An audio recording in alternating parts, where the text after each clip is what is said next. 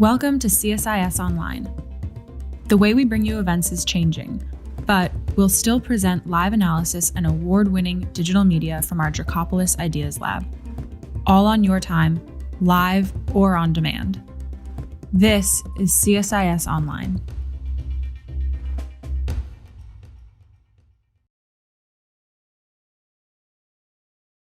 I'm Dan Rundy. I'm a Senior Vice President at CSIS. Thank you so much for being here today. This is an event hosted by the CSIS Americas Program. Colombia is a great country. Colombia has taken an enormously important step to host 1 million Venezuelans through a temporary protection statute, a TPS for Venezuelan migrants. This, I think, is one of the most consequential acts on migration that any country has taken in decades, maybe ever, in the Western Hemisphere. This is an enormous act of generosity. But Colombia is going to need international community to help absorb all these folks who have come from Venezuela because of the mismanagement and the oppression in Venezuela. In some ways, Colombia is returning a spiritual favor to Venezuela, because when Colombia was having a hard time, many Colombians moved to Venezuela, and Colombians remember that. But this is an act that's important to the United States. The U.S. has a stake in this. We need to be a friend to Colombia and support Colombia in this. We're really very fortunate to have His Excellency, the President of Colombia, to talk about this really important step, President Iván Duque. To help us to frame this, we have Ambassador Mark Green, who's the Executive Director of the McCain Institute for International Leadership at Arizona State University, and he is formerly the USAID administrator, and is someone who's been a longtime friend of Colombia. He was awarded the Order of San Carlos by President Duque and knows the country very well. I'm going to turn the floor over to Ambassador Green to help frame this up. He's leaving the McCain Institute and joining the Wilson Center as the new CEO in March. So the timing of this conversation couldn't be more interesting. So Ambassador Green, I'm going to turn the floor over to you. Great. Thank you, Dan. Thank you to CSIS for hosting this event. Dan, as everyone knows, you are passionate about freedom and prosperity throughout the Americas. So it's always great to join you. Mr. President, I would like to begin on a somber note. I'd like to begin by offering my deepest sympathies on the passing of your defense minister, Carlos Trujillo. You know, I got to know him well in my days at USAID when he was foreign minister. He was a great partner to us on so many of the projects and policies that our two nations undertook together. So losing him is another stark reminder of the costs of the COVID-19 pandemic. So our condolences to his family and to all the people of Colombia. Mr. President, I'm honored to join you today. I'm honored on my own account and also that of the McCain Institute. As you know, the late senator was a true believer in Colombia's potential to shape a brighter future for all of the Americas. From taking on the scourge of narco traffickers to defending human rights and democracy, to strengthening trade and investment, he was a tireless champion of the Colombian people. As Cindy McCain reminded me recently, he was an early proponent of the U.S.-Colombia Free Trade Agreement, which at the time maybe was not so popular. These days, Colombia is a vital trading partner, $28.9 billion in trading in goods per year. And Mr. President, during my time at USAID, there was no country that I visited more than Colombia. A big reason for that was our support for your ambitious vision for Colombia's future. We join hands on initiatives like your sweeping land titling project in Ovejas, one that formalizes titles, cleared up records, reinforced property rights, and created great new economic opportunities for Colombians who, shall we say, have been left behind too often in the past. We work together on projects like creating new opportunities for community-based, environmentally sound artisanal mines. These mines show rural communities a hopeful alternative to the many illicit gold mines out there that wreak havoc on the environment and too often fund criminal gangs and their armed conflict. But of course, these bilateral projects were not the only reason that I visited your beautiful country so often. You know, I'm sometimes asked if there was anything that surprised me when I took the helm at USAID. Well, perhaps I wasn't fully aware of the sheer scope and scale of the human displacement and forced migration challenge around the world. And nowhere, of course, is that challenge greater than in the Americas, sadly. The millions of Venezuelans who have fled Maduro's tyranny and economic mismanagement represent the largest single mass migration event in the history of the hemisphere. And I think most in the US don't really understand or appreciate that this year, Venezuela will surpass Syria as the nation with the largest number of citizens leaving their country because of suffering, oppression, and fear. A man-made, regime-driven catastrophe. More than 5.4 million Venezuelans have fled. And while many have spread out throughout the region, 1.8 million or so remain in Colombia, a country of only 50 million itself. By anyone's standards, Colombians have shown remarkable generosity and compassion in hosting so many Venezuelans in their time of great need. And that compassion and leadership is the other reason that I visited Colombia so often. I've seen Colombian generosity firsthand in the trips I took to Cúcuta and the Colombia-Venezuela border. I've seen the daily flood of suffering families crossing the Bolivar Bridge, desperate to leave despair and hopelessness behind. And I've seen the Colombians who are on the other end of that bridge there to greet them, providing food and medicine and comfort. But we have to be honest, such compassion is not without cost or consequence. It's simply not possible for Colombia to absorb so many of her neighbors without an impact on its own government services and budgets. And so, in short, I think we all agree the world owes Colombia a tremendous debt of gratitude.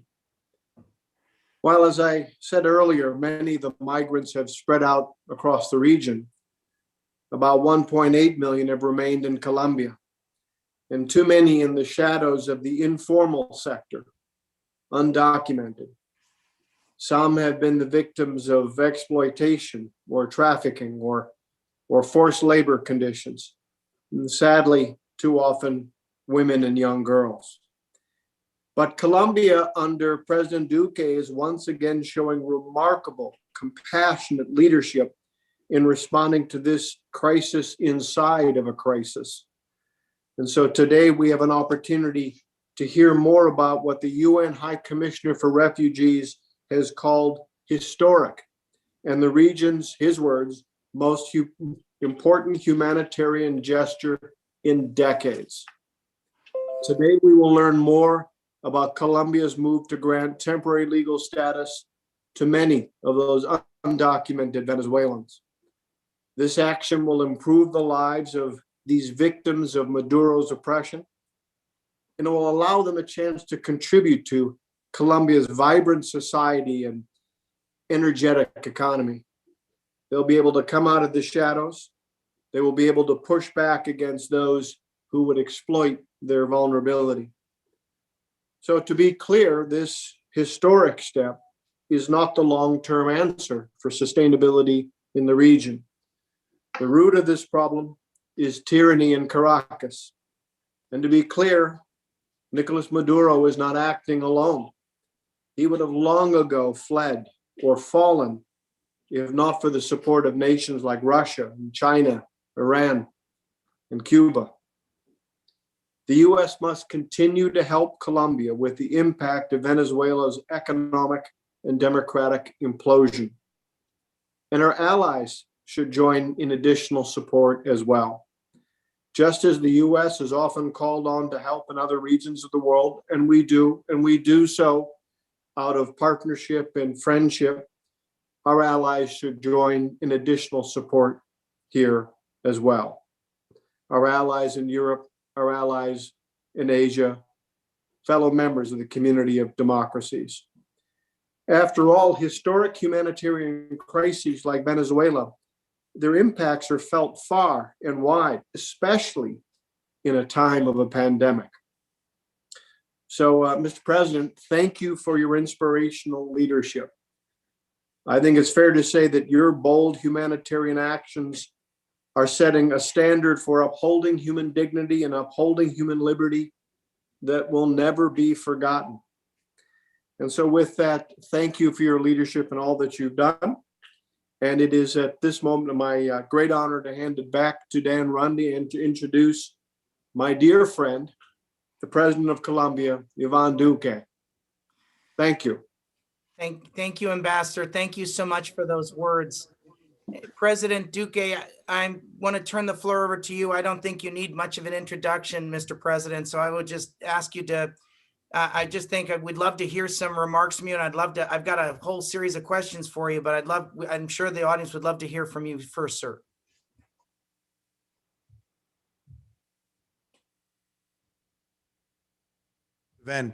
I also want to express my admiration and gratitude and eternal friendship to Ambassador Green, someone who has worked in our country and has left a very important legacy, and we hope to continue working with him. Dan, it is a great honor for me to participate in this event, and especially to make some reflections about our migration policy. We took a decision a few days ago when we decided to create in Colombia a temporary protection status for 10 years that will protect something close to 1.8 million migrants. We're not a rich country. We have less income per capita than countries that have taken bold actions in favor of migration in Europe and elsewhere. We know this has a fiscal cost. We know it has a social cost. But we have done this because we want to set a framework of a migration policy based on fraternity and based also on humanitarian relief and protection. I always recall in my speeches that this is not something that we decided recently, nor has been motivated by political reasons. When I was a presidential candidate, I proposed to create a temporary protection status.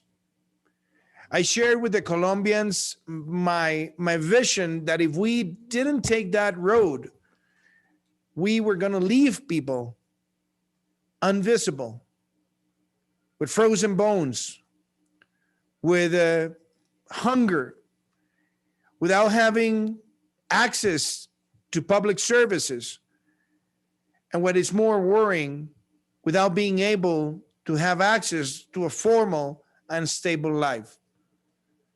So I made that proposal, and once I assumed office in August 2018, in September, we were having an event in the framework of the United Nations, and we said that we were going to take that road.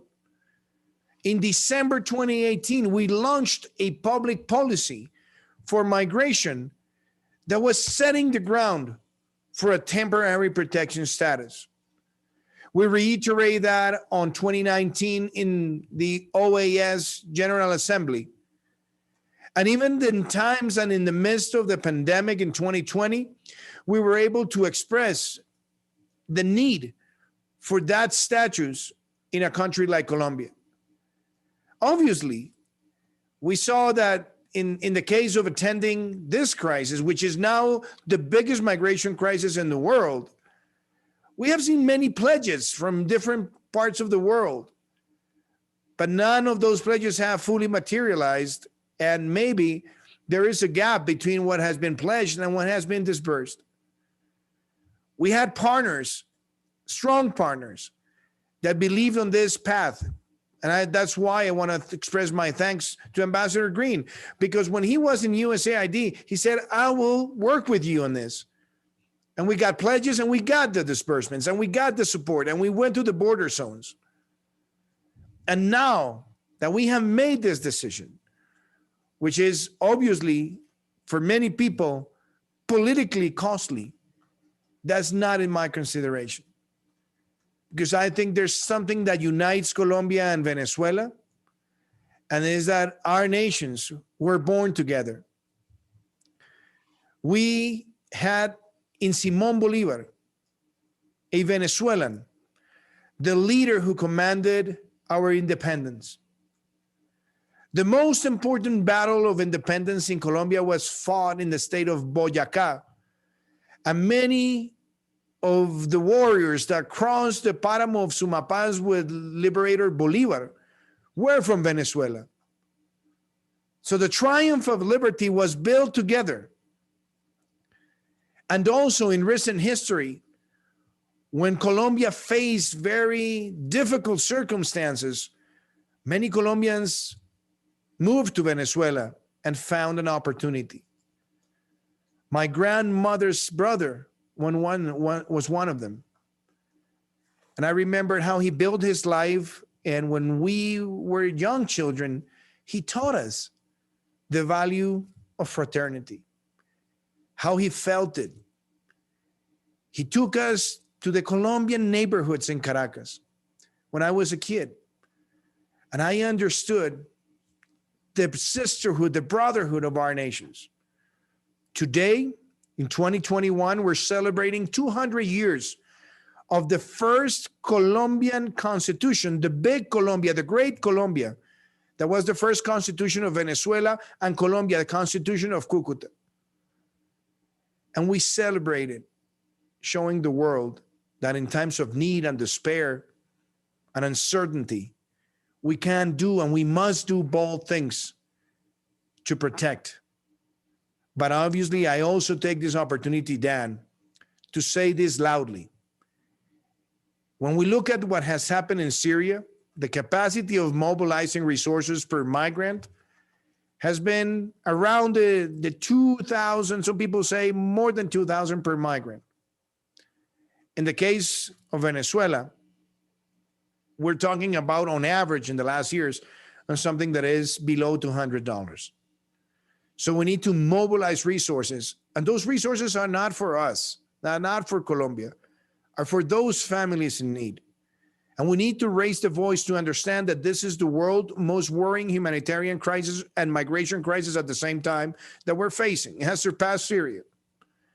And we also have to raise our voice to understand that the cost of this situation, which is a tyranny that brutalizes Venezuela on a daily basis, that has taken the economy to see 3,000% inflation rate, that has left more than 90% of the population in poverty.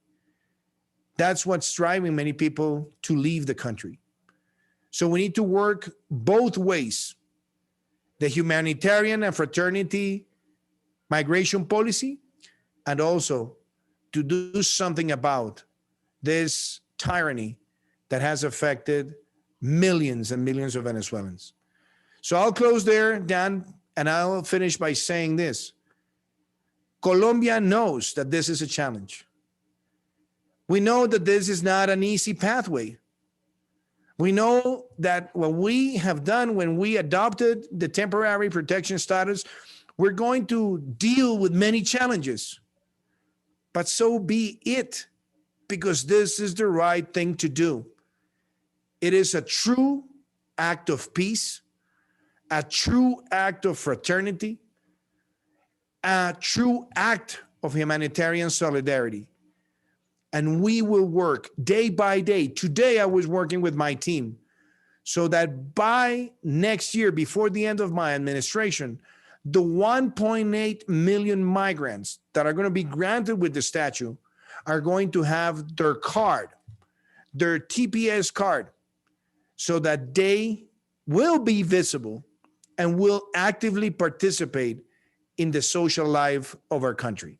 Thank you so much, Dan. Thank you, President. You lead a truly great nation. This is a true act of generosity. It's un gesto de grandeza. Fantastic. Thank you for your leadership on this important issue.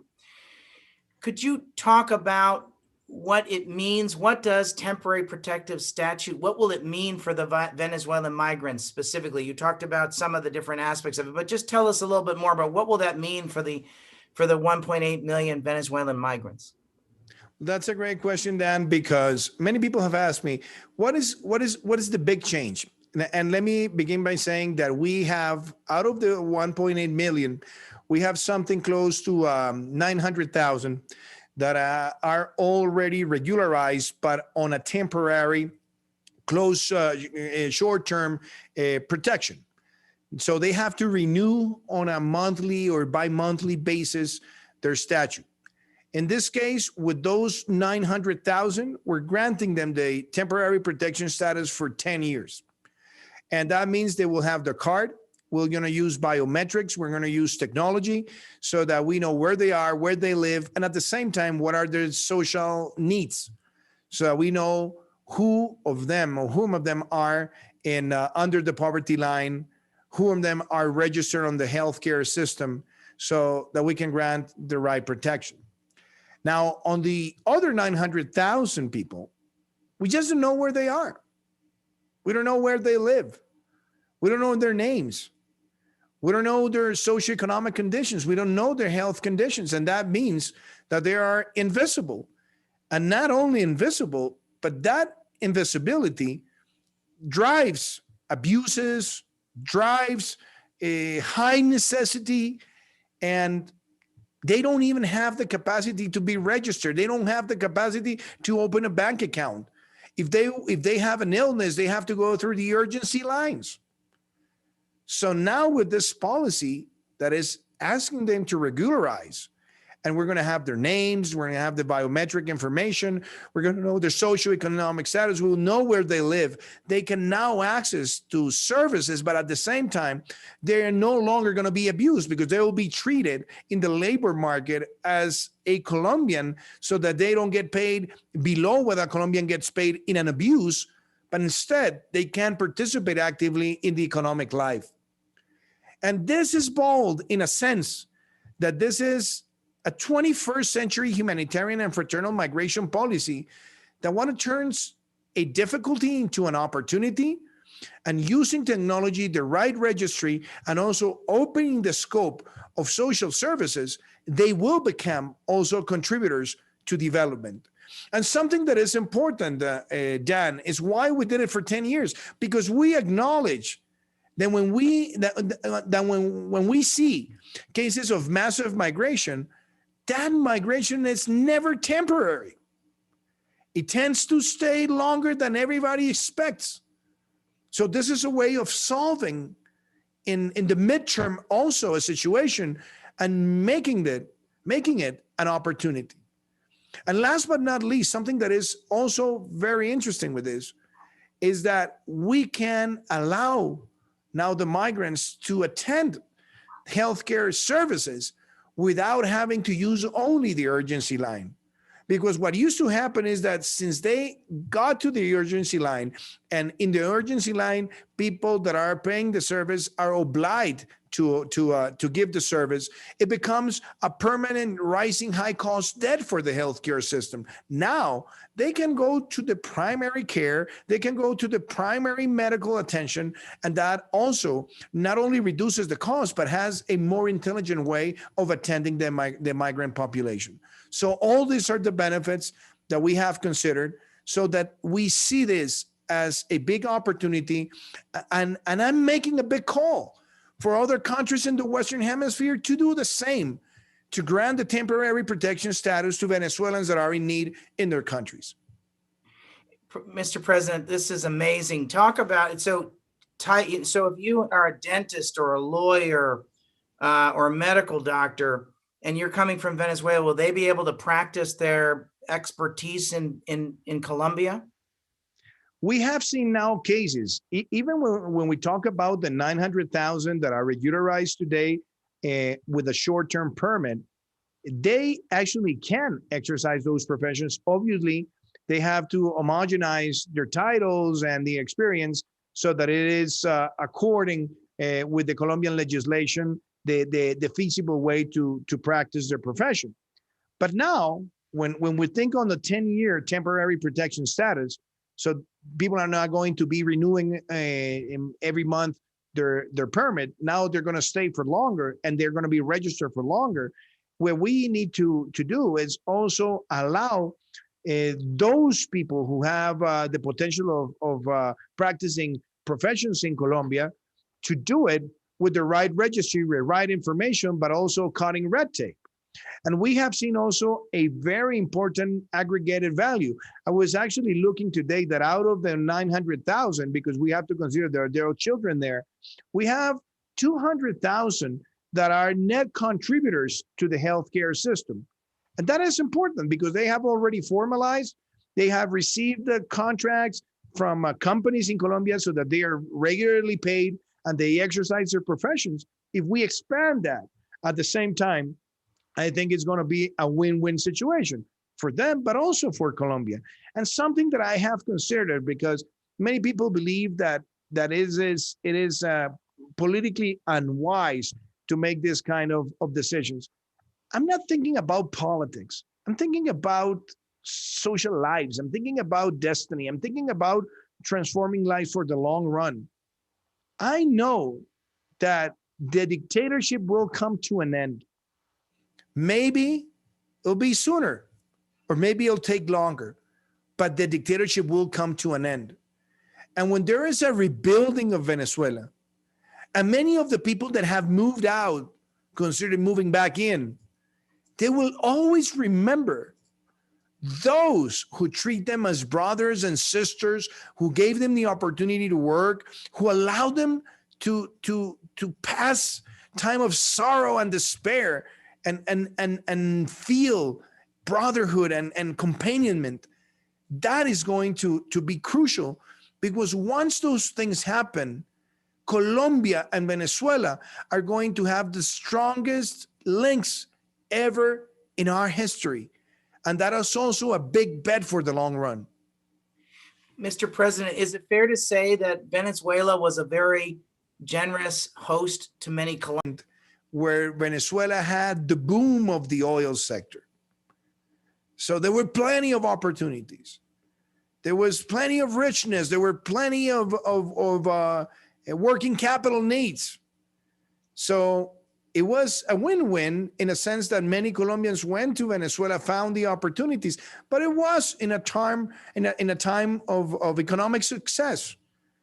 And we always will thank that. And as I told you, my grandmother's brother, he was one of them. And he taught us what that meant for him.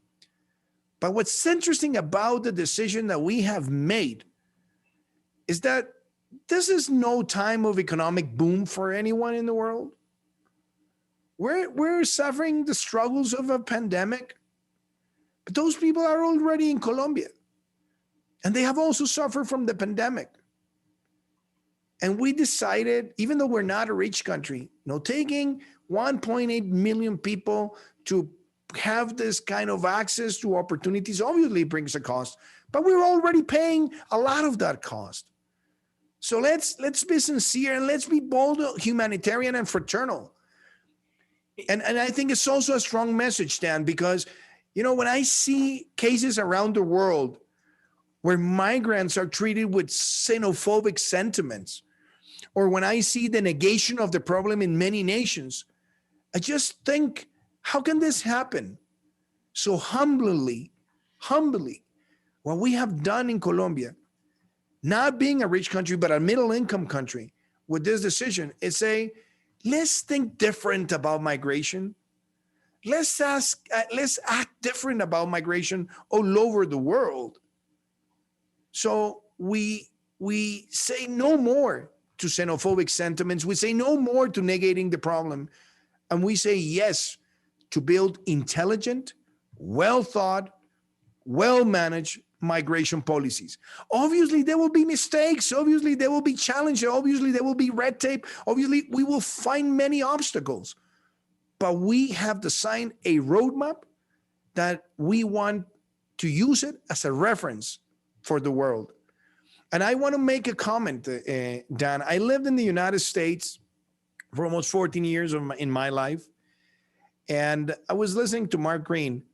And I remember that I was doing my master's degree in Georgetown, and two senators were discussing in the United States a comprehensive migration policy, bipartisan. And those senators were John McCain and Barack Obama. And I remember that I had to read about that plan for a class and for a paper that I had to write. And I loved one thing, that it was truly bipartisan. Even though it didn't come out as they planned, or it didn't come out at the first time, it was an exercise where people could leave partisan sentiments aside and think of migration as something that requires bold actions. For me, that was an inspiration. And I'm glad that the decision that we have made in Colombia has been well received by all the political spectrum. People from the right, people from the left, people from the center, because they know that this decision is going to make Colombia recognized worldwide as the nation that we are, a fraternal nation. Mr. President, the United States values deeply our friendship with Colombia. USAID has one of its best mission directors, Larry Sachs, in Colombia. The United States is doing a lot, but maybe the United States. So one of the opportunities I want to give you is does the United States need to dig a little bit deeper given this effort that you're doing? I think the answer is yes. So I'd ask you what message do you have for the U.S. Congress and for the United States of America about this effort, and what do you need from us? And second, I sometimes wonder if you'll allow me some Spanish. There's a little bit of mucho ruido, pocas nueces sometime from some other parts of the world in terms of they want to be supportive, but sometimes don't fully follow through. Do you have a message for other parts of the world who are saying they want to be helpful to Colombia? Now would perhaps be the time to step up and really help, given sort of the comparison with Syria that you mentioned earlier, given that this is the largest humanitarian crisis in the world. I believe it's bigger than Syria, I think is the case. So what's the message for the United States, and what's the message for other potential donor nations? Is this the moment to step up? Well, Dan, I think it's right to say that I have to express my gratitude to Larry Sachs. I mean, Larry in the field is simply fantastic to work with him. I mean, we have done works with USAID and his team here in Colombia. As Mark Green well recall it, we saw a massive titling program in Ovejas Sucre, a town that has been badly affected by violence over decades, and now is resurging with the agricultural economy, and now with the line sampling is also closing social gaps. So that work has been tremendous. I also want to thank USAID because they have taken to the heart the need to attend the migrants in the border zones. I think the work in Cúcuta has been great. And I think also interventions in Puerto Carreño and other areas, even in Maicao, in the state of La Guajira, we have seen great work, great collaboration. And the US has given to Colombia more than $200 million to attend the need. Obviously, when we think about the whole international community, it will be unfair if I don't recognize that last year was a mess for everybody. I mean, many of the resources that were aimed to be devoted for humanitarian aid had to be used in some of the countries for attending the COVID effects. So I clearly understand that. And we had last year meetings from donor countries. But I think it's also good to be blunt and say, I think there are many people that are concerned of what's happening in Venezuela, many governments and many agencies, but we have too many people doing the same thing. So we have to think first on whatever it becomes a pledge, let's disperse it. And I've seen a lot of pledges that don't get dispersed, or they don't get dispersed in the right proportion. So the call for the international community is to accelerate the disbursements of the resources that have been pledged to attend migration needs. The second thing is we have too many development agencies from different donor countries, and each one of them has a vision of the problem and a solution to the problem. So it becomes sometimes complicated to articulate the efforts of everyone. And as I say it in a pragmatic way, maybe we see too many vests from different colors doing the same thing. Well, I think we have to articulate more, and it'll be much better to have agencies maybe adopting specific places of the country with a coherent intervention that is aligned with what everybody's doing, so that we reach common objectives. But that's something that we can improve, certainly. Now, on the U.S. Congress, something that you say, something that I value, I think the U.S. at this moment has seen the crisis in Venezuela in a bipartisan way and in a bicameral way. It is very important that it remains like that. Not only to attend the migrants, but also to call things by their name and denounce the effects of the tyranny and the dictatorship in Venezuela. So that's something that I will recommend. And obviously, I think with the temporary protection status, where we're going to have good information, focalized information, and we will know the needs of the migrants, that'll be a good way also to tackle the needs of a specific population. So, for example, in the case of schooling, housing, in the case of healthcare system, and nutrition, which has also been a major challenge because we have received thousands of kids in a very bad nutritional condition.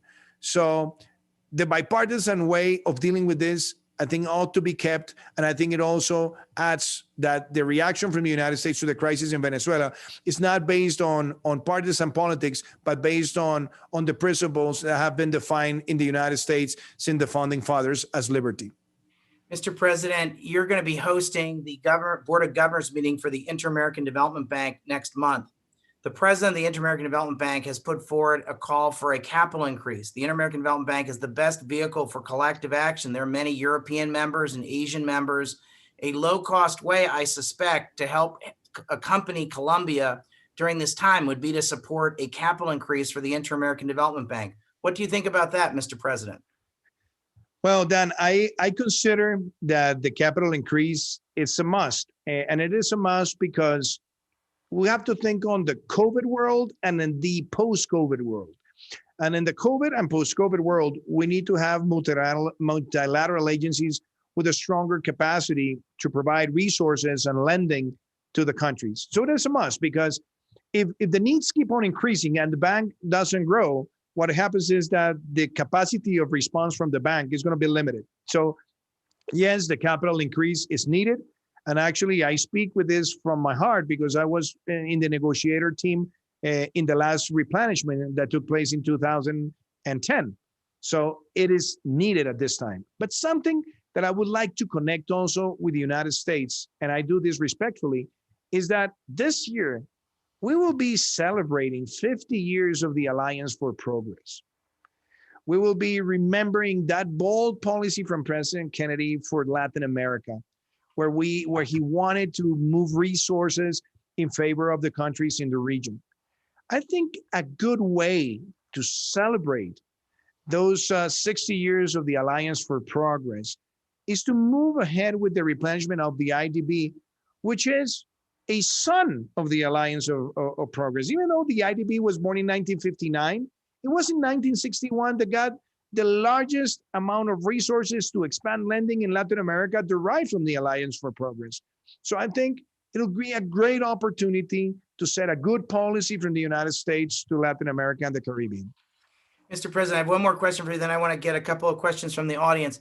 You wrote a book about the creative economy, something very close to our heart here at CSIS. We've done a lot of work. My colleague Margarita Seminario and several of my other colleagues have written about the creative economy in Latin America. You've thought a lot about this.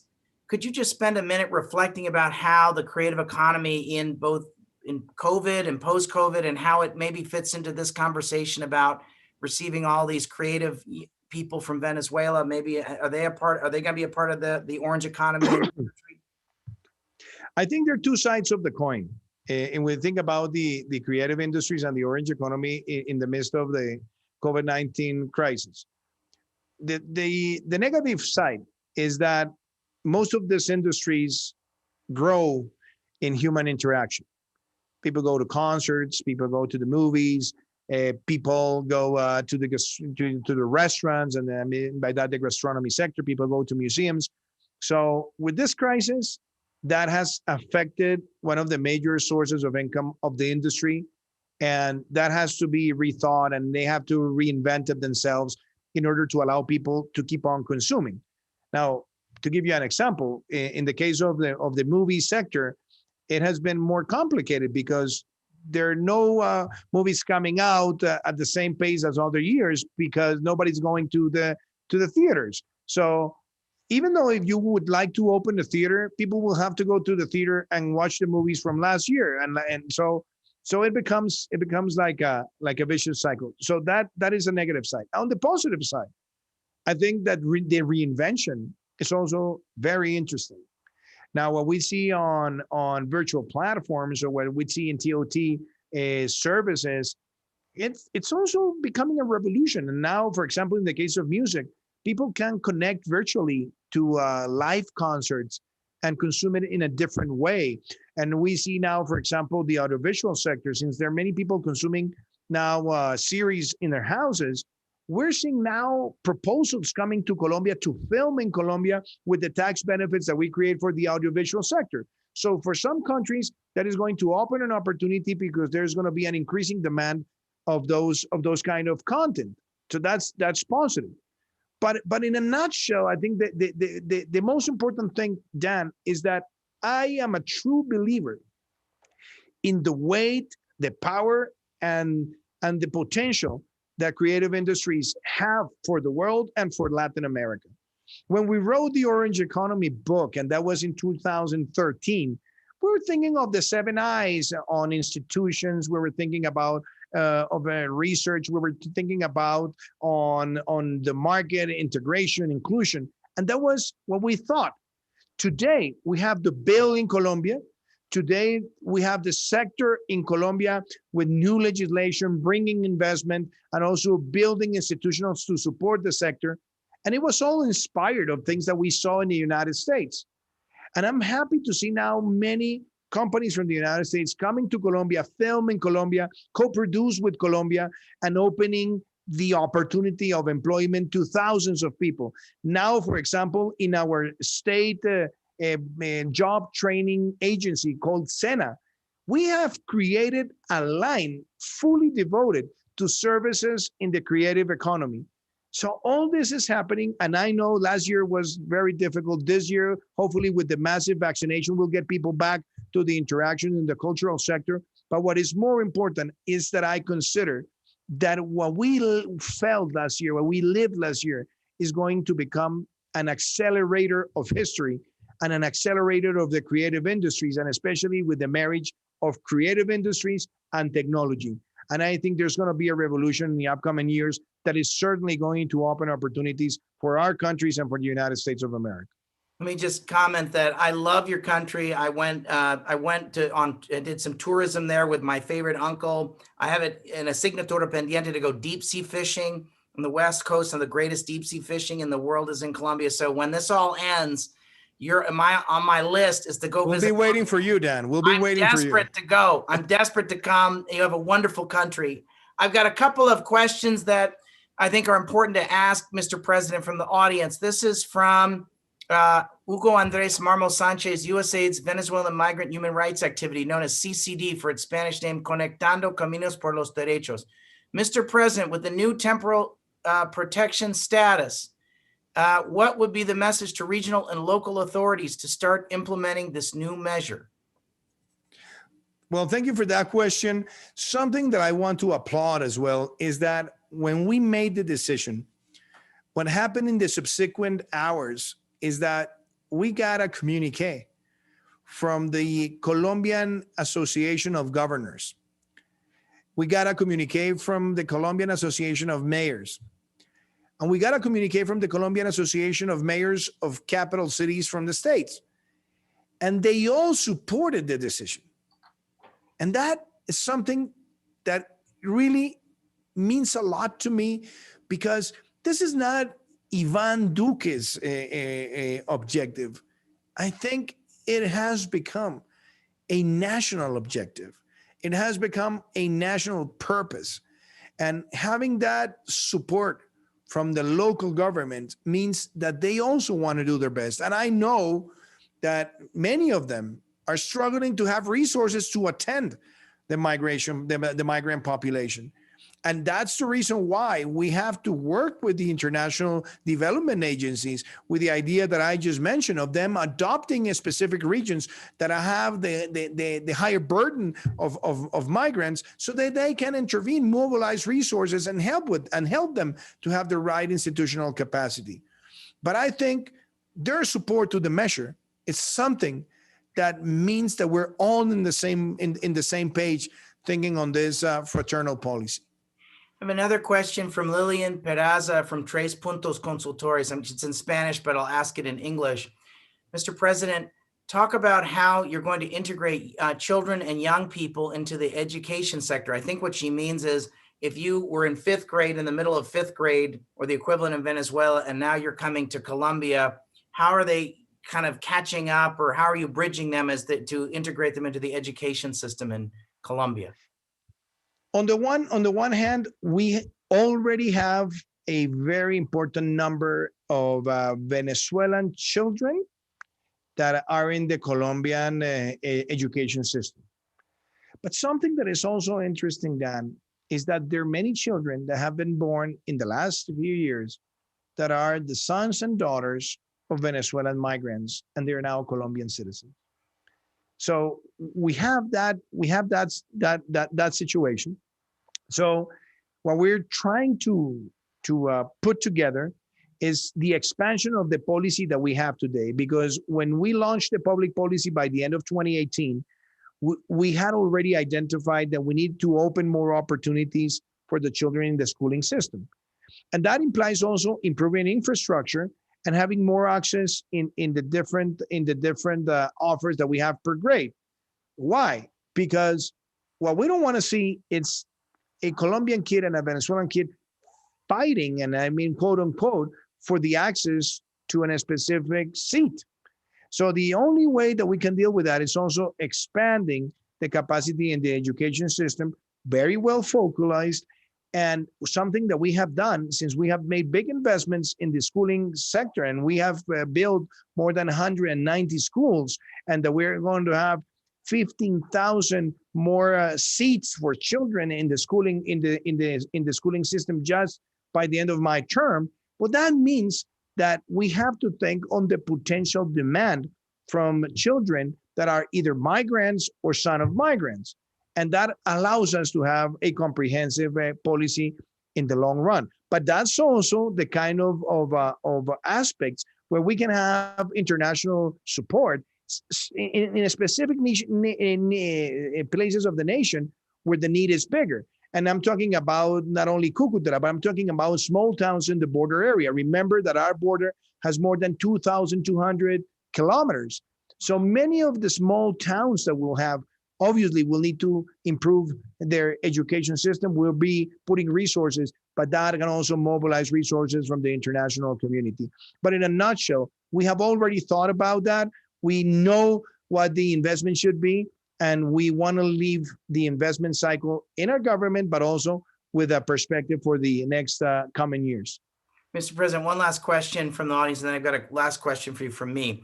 This is the question from the audience. Mr. President, COVID-19 has made it difficult for many businesses and workers in Colombia. Job opportunities are scarce and earning a living is crucial for many families. Will your decision to grant temporary protective status to Venezuelan migrants hurt the economy for middle or low income Colombians? This is from Zasica Torres from NYU. I was actually reading this morning, rereading a book that is called Migrants, Why We Need Them. And it is a very eye-opening statement. And that book shows that the best way that migrants can contribute to an economy is by having access to opportunities so that they can formalize. And if you want me to bring an example, I will also bring the example of what we saw in the United States in the early 20th century. Remember that it was in the time also on the Great Depression that many migrants came from Europe, that many migrants came from countries that were suffering the struggles of war and dictatorship and tyranny, and the United States opened their arms. Now we have families that are 3 generations that started in those years, and they have contributed to science, technology, entrepreneurship, you name it. So the amount of migrants that we have, they're already in Colombia. They're informal and they work. I mean, they want to work, but they work informally. And they don't have the right access to the right opportunities. As of today, and I don't want to be over optimistic, but I'm optimistic, is that by the end of 2020, we were recovering. We were very close to pre-pandemic unemployment levels. Pre-pandemic, we were around the 12% unemployment rate, and we ended December with the 13.5. So I think we're recovering employment. And obviously, once we regularize and people are formalized, I think that they can also participate actively. So they will be actors in economic growth. Now, that's why we also think consistently that our aim this year is to grow above 5% and keep on bringing investment so that the migrants keep on contributing to the economy at the same time that the Colombians do. Because we don't want to see this as a clash of nationality, but instead of a comprehensive policy where we want to open opportunities for all. Mr. President, this is my last question for you. The support and friendship of Colombia has been a bipartisan cause in the United States. At the same time, I hope you'll I would like you to make a message now to some of the important leaders in our Congress. I'm thinking of Senator Menendez and Senator Coons, who are very thoughtful leaders and care about global development. They care about the region. What's your message to them about this act and for their staff? Because they're watching this now. What would you like them to know? What do you want them to take away from this conversation? Dan, let me put this in something that is a historical framework. In 2022, we will be celebrating 200 years of bilateral relationship between the United States and Colombia. 200 years. Colombia was the first former Spanish colony to be recognized by the United States as a nation. And those were the years of President Monroe and John Quincy Adams as Secretary of State, and the role of Manuel Torres, and a Spanish citizen that worked very hard for that recognition. Allow me to say that 200 years of bilateral relationship show how strong our relationship is. And in the last 20 years, we have seen a very strong bipartisan and bicameral support for Colombia. I remember the days where Foreign Policy magazine 20 years ago had the ranking of failed states, and Colombia was not a failed state, but it was on the brink with the index. Today, we have been able to make a big change, and we have to celebrate the change that we have accomplished in these 2 decades. And today, Colombia is a member of the OECD.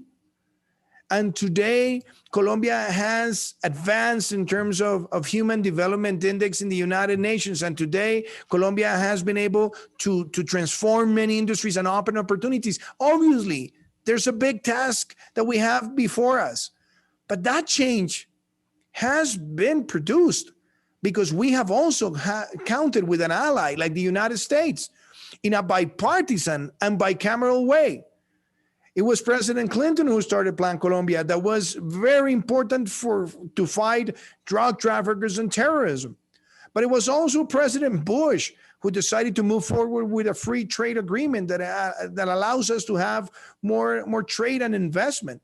And it was President Obama who decided to open more the spectrum of the bilateral relationship. And it was also President Trump who decided to open opportunities for nearshoring in the case of Colombia, and also support us with the crisis in Venezuela. And now President Biden, who was one of the architects of Plan Colombia, is leading the United States, and he has been a true friend of Colombia. And we consider that we will have increasing opportunities in our bilateral relationship, not only dealing with narcotics and security issues, but also climate change, renewable energies, creative industries, cross-border investment, nearshoring.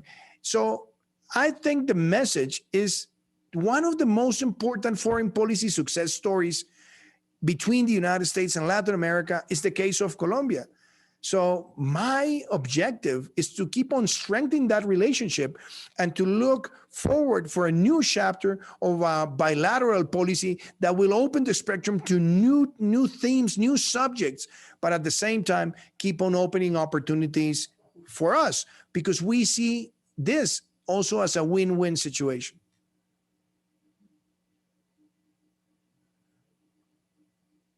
I think I lost you for a second, your volume.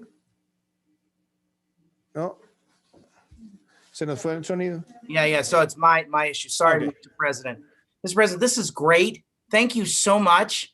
I'm very, very grateful. I want to thank you. Congratulations. You know that you'll have friends here at CSIS doing what we can to be supportive. There's been already some research talking about what a great effort this is. You're going to be hearing more from us on this. Congratulations, Mr. President. Cuenten con nosotros.